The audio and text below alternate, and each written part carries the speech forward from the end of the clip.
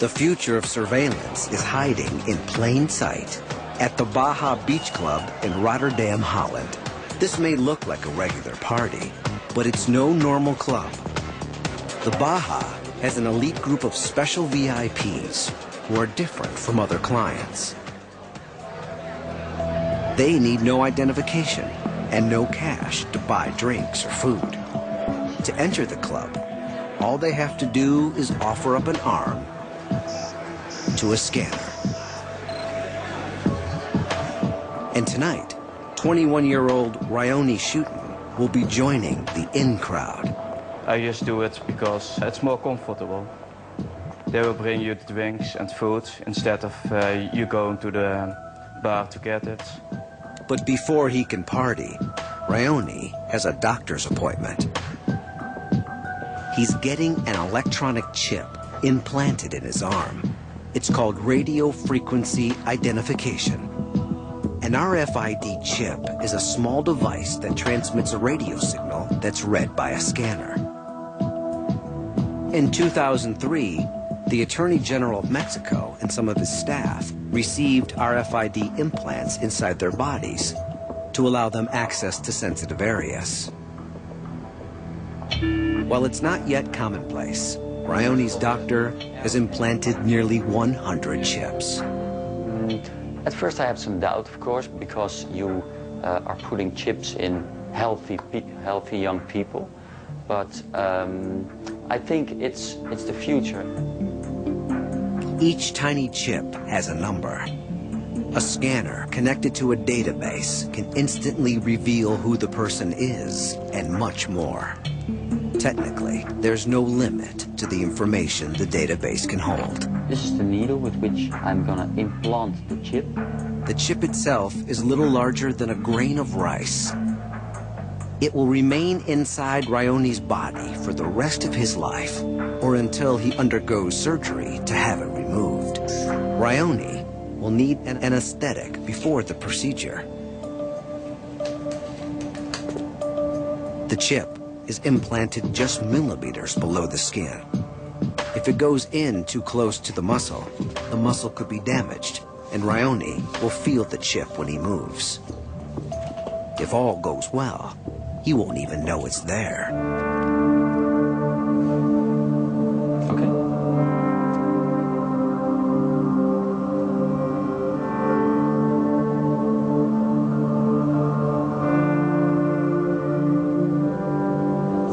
Get the needle out and we're ready. The procedure is over in seconds. And now it's time to party. Although others have to pay cash at the entrance, when Ryoni arrives, his name and number instantly identify him as a VIP member of the club. He makes his way to the VIP deck and uses his implant to buy a drink. The Baha is a glimpse of a not-so-distant future.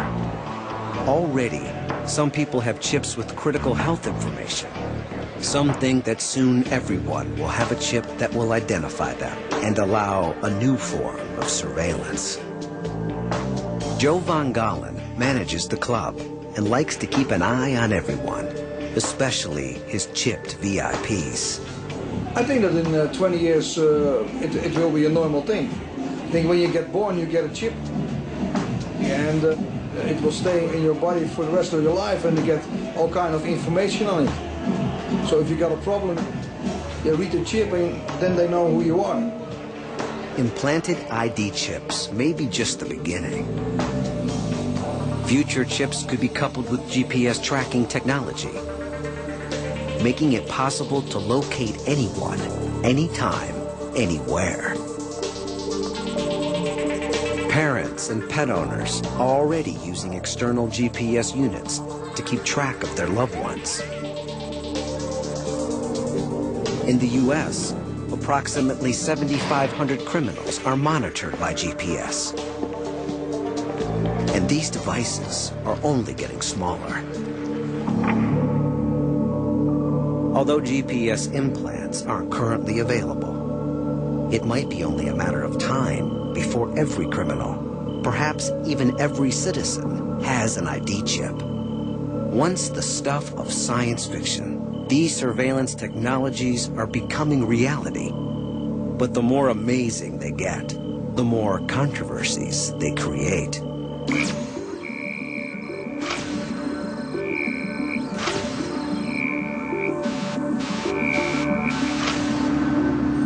In the name of security, societies around the world are struggling to redraw the line between surveillance and privacy. The bill before me will help law enforcement to identify, to dismantle, to disrupt, and to punish terrorists before they strike.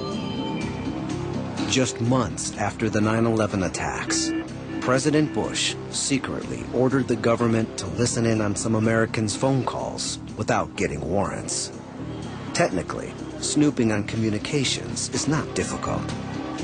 Almost every phone call, fax, and email passes through a network of towers and satellites. This digital data can be intercepted with listening dishes or by using spy satellites. The U.S. alone has more than 30,000 eavesdroppers scattered around the world, working with at least 100 spy satellites. Every 3 minutes, they collect enough information to fill the Library of Congress. Governments tell us these technologies make us safer. But where is it all leading?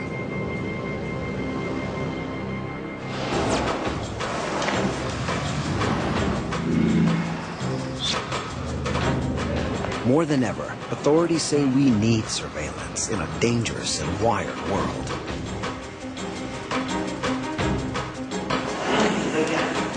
Even 500,000 cameras couldn't stop the London bombings.